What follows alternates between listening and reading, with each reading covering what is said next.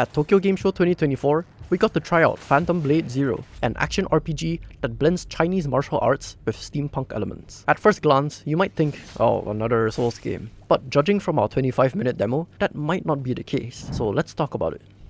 Souls games are notorious for their punishing difficulty, but as we tried out Phantom Blade Zero, we only took around 12 minutes to get up to speed with the various mechanics, and after that, we were smooth sailing with the combat and easily fought the bosses. Though that might be due to our hands-on tester being a Souls-like fan, so new players might still find it challenging.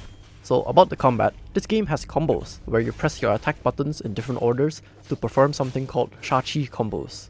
Parrying and dodging is also a staple of action RPGs, and it's here as well. When enemies have a blue indicator, they will unleash something called a brutal move, that of which can be parried to reduce their Sha-Chi, so it's pretty important. So we've been mentioning Sha-Chi a lot, and it's like a stamina system for players and enemies, and the game heavily relies on this a lot. Aside from just dodging regularly, you can also wait for the enemy to unleash a killer move which is indicated in red, and by timing your dodge perfectly, or as they call it, ghost step, it's like a combination of ghost and step, you will backstab the enemy and reduce their Sha-Chi as well. When you're close to defeating an enemy, you can also perform an execute, for style points of course. Aside from these defensive options, you can also concentrate, which is basically blocking. It will block the majority of attacks, including ranged ones, but at the cost of your Sha-Chi, where if you deplete it too much, then you'll eventually drop your guard. So overall, parrying is still the most effective defensive option, though it is the one that requires the most skill to pull off.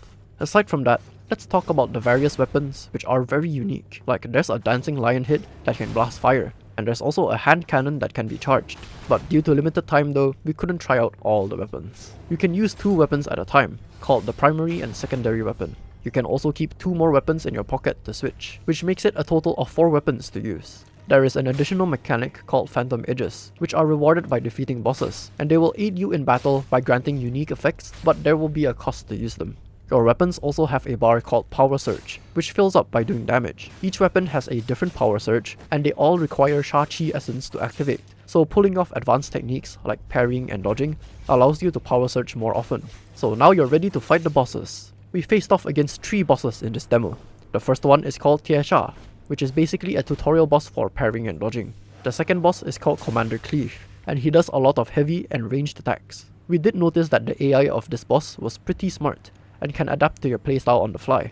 So for example, the further you are from him, he will start doing more long-range attacks. And finally, the last boss is called Huang Xing, and can literally one-shot you at the start of the battle if you don't dodge the flying guillotines. Aside from that, it's a very strong boss, so parrying and dodging at the right time is very crucial for this fight.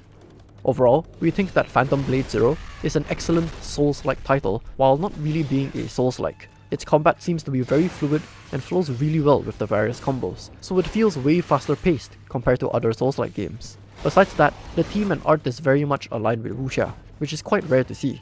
Though seeing the massive success of Black Myth Wukong, we think that Phantom Blade Zero has the potential to be another successful Chinese game. So what do you think about this game? Let us know, and enjoy the rest of the gameplay of us totally not dying to the boss because we cut it out. Yeah.